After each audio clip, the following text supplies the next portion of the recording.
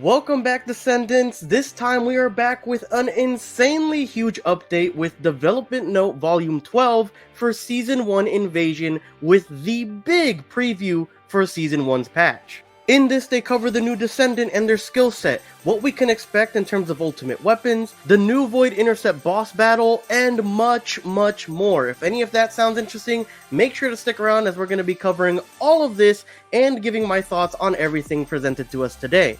But of course, before we get started, if you wouldn't mind going ahead and scrolling down, hitting that thumbs up, and making it glow, as it would help me out tremendously, and let's try to go ahead and reach our like goal of 30 likes for this video. And while you're down there, consider hitting that subscribe button as well, as we're going to be covering more updates for the first Descendant as they roll out, along with coverage for other AAA games throughout the 2024 year. So if any of that interests you, make sure to stick around and subscribe. But without further ado, guys, this is a huge preview into Season 1, so let's get right into it. Let's start off from the very top, where we get our usual greetings and a message from the director himself, Min-Suk Jo. The synopsis they're giving us for the plotline of Season 1 Invasion is as follows. Just when you thought Karel's Legion had retreated, they're coming back with more powerful tactical weapons. The first Descendant Season 1 update, Invasion, features a new episode along with the Invasion events, new Descendant Hailey, Ultimate Freyna, Ultimate Weapons, new Intercept battle Stalker, and a season-exclusive progression system called Inversion Reinforcement. Season 1 Invasion will be released throughout 3 updates starting August 29th, offering a variety of content with new challenges and rewards. And we get to see that entire roadmap later on in the actual preview itself.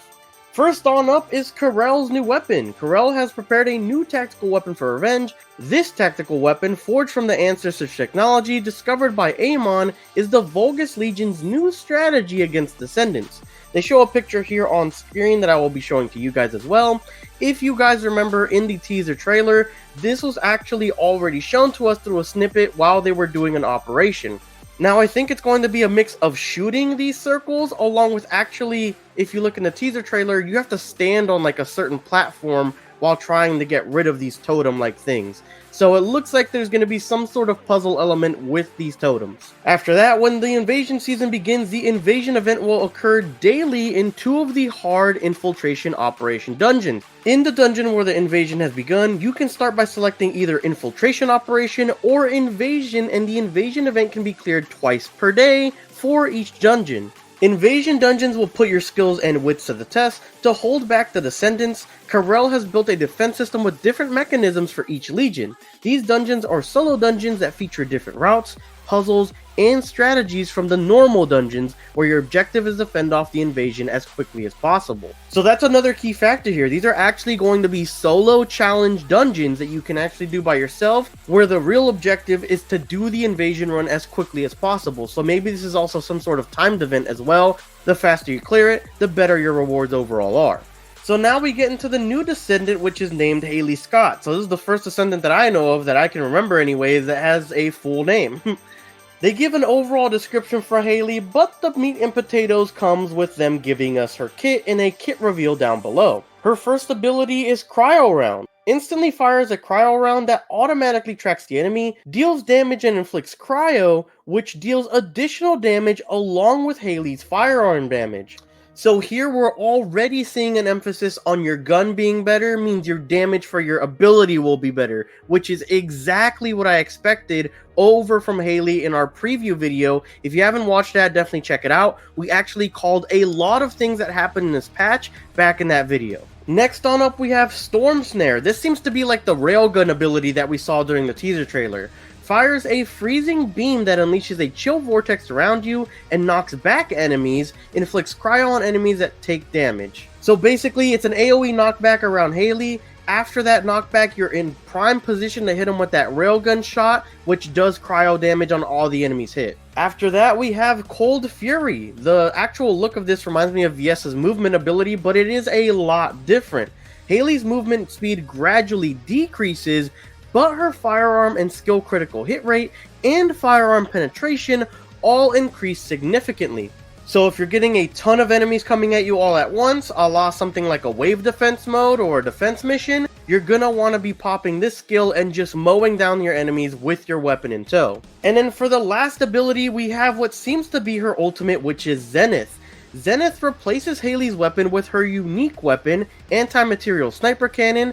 Penetration of the Anti-Material Sniper Cannon and firearm attack greatly increase and deal additional chill skill damage. It also recovers MP upon successfully attacking weak points and decreases the cooldown the more bullets you have remaining when the skill ends. Overall, Hailey looks like she's going to be immensely useful, and I'm definitely going to be farming her up on launch. Next on up, we have a new system mechanic coming for this season in particular called Inversion Reinforcer for season progression. Basically, to sum it up, what it's going to be is the more times you do a certain invasion mission which has you interact with an Ironheart, you're going to be building passive stacks that you'll then be able to have throughout Season 1. These abilities are as follows. Hunt improves the Descendants' basic stats, Attribute improves the Descendants' attribute resistance, Recovery improves your Descendants' recovery, Survival is a defense buff that activates under certain conditions, which will probably be dependent on your health, and then Season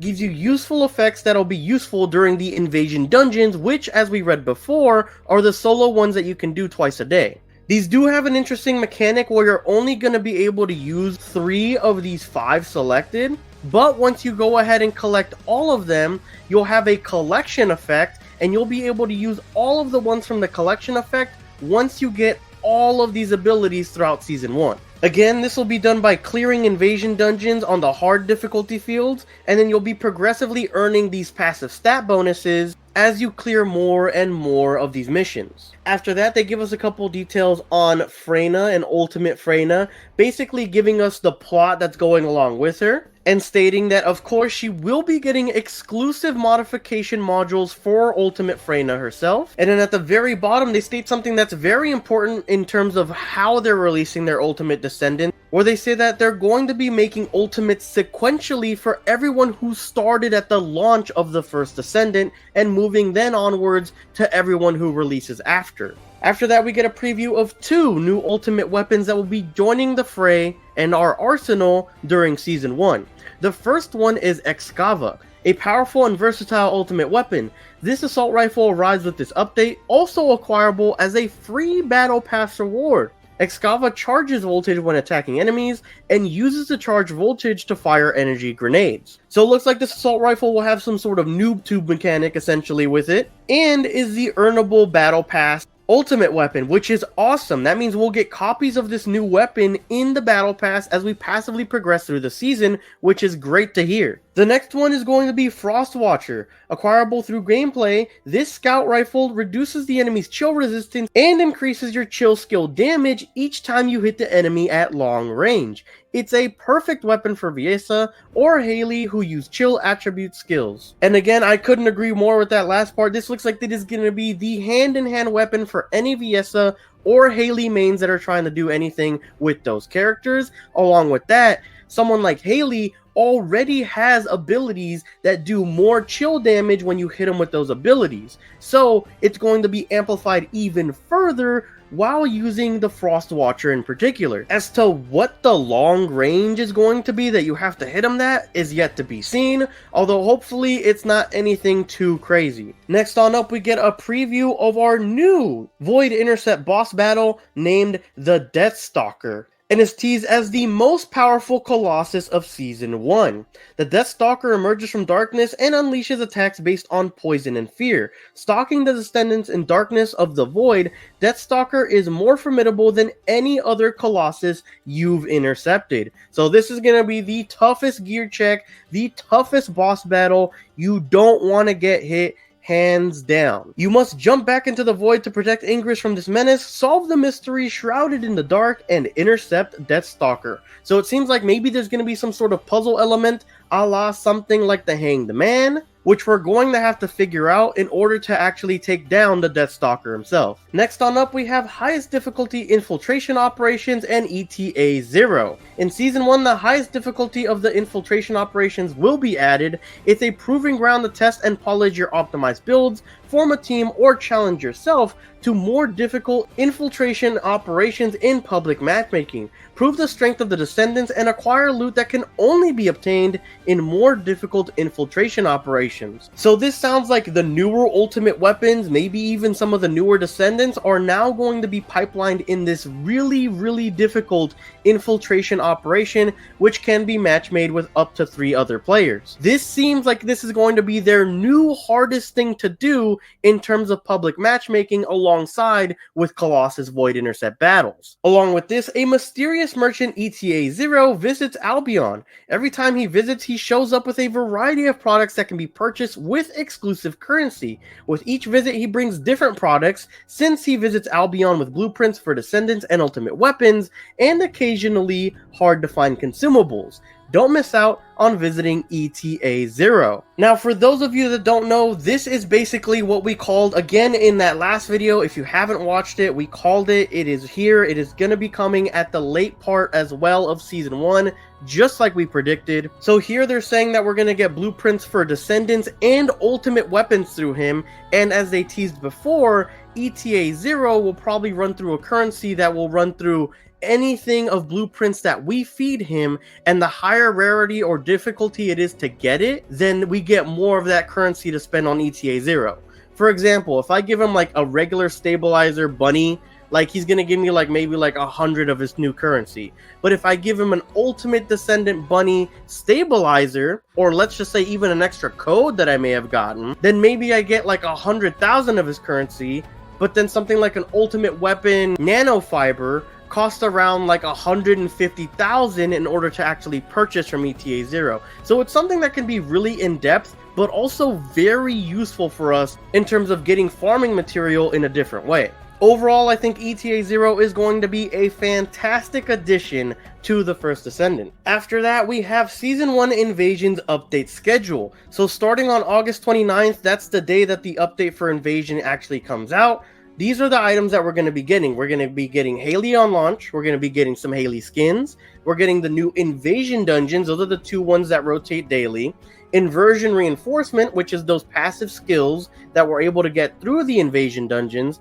And then we end off with the Invasion Season Battle Pass and Ultimate Weapon Excava that is included in said Battle Pass. The second update is coming out on September 26th. This is going to be adding the new Intercepted battle Stalker, which is going to be the Colossus boss battle. The Ultimate Weapon Frost Watcher, which is going to be huge for anyone who owns Viessa and Hailey. And new ultimate skins for some ultimate Descendants and exclusive spawn effects, so a lot of stuff that you can get in the shop. After that, we'll be getting the final Season 1 major update on October 30th, which will come with Ultimate Freyna and Freyna's exclusive story, Ultimate Freyna modification modules, Hailey modification modules, so some new stuff to balance out and make Hailey better if she's not at the spot they want her to be. New ultimate modules, which will be used for everybody, but will take a considerable amount of mod slots, but it could change the meta, so it's something to look out for. They're going to be releasing the highest difficulty infiltration operations. That's the match-made mode, where it's going to be some of the newer stuff is going to probably be earnable through there, and it's going to be some of the hardest stuff we do outside of the insanely hard Void Intercept boss battles. And then last but definitely not least, on the third update, we will be getting ETA0, which will be the blueprint merchant. Along with that, we get some various UX improvements, which are always nice. We get some balancing changements to Jaber, Blair, and Ajax. And then some of the really good stuff that's at the very bottom and kind of overshadowed is socket type saving feature improvement. Now, we also talked about this in a video way beforehand, and it looks like my interpretation of what's happening is mostly right. Basically, what they're doing is they're letting us keep the sockets that we do in modifications for either our weapons or our Descendants themselves. They will be saved across all 3 different loadouts that we have for mods, and they'll be interchangeable for ones that we've already modded for. So if we've modded for a certain socket, it'll always be connected to that weapon or Descendant, and we can change it whenever we want in order to test out new builds without having to go ahead and grind out another crystallization catalyst, even if we already did that modification in the past, which is huge. Another thing they did is they changed the Void Fragment and Fusion Reactor loop requirements, which basically now it's 1 for 1, so once you do 1 Void Fragment mission, you then have enough to run 1 Fusion Reactor loop. and you don't need the void fragments immediately to even start the mission. You need them to actually access the globe at the end, which lets you go ahead and open up one of the amorphous materials. And then last but not least, and this is actually really good and something I really wanted, is hard infiltration operation improvements. So before, you could only run the base hard and then still do matchmaking. If you wanted to do any of those additional challenges, you always had to run them in private, so you would need a pre-made party or do them by yourself if you wanted a chance at the additional rewards that hard dungeons drop. Well, now what happens is you can select 3 preset options, either base hard, hard with some modifiers, or hard with all possible modifiers, in order to boost your chances for additional loot drops at the end of the dungeon. But now you'll be able to matchmake, and those modifiers, instead of applying to everyone that's running the dungeon, will now only apply to you. Overall, guys, I think Season 1's patch notes are a major W. We covered a lot of stuff here today. I know this was a long one, so thank you guys for sticking through this with me. I know the patch notes were huge, but everything is looking very good for the first Descendant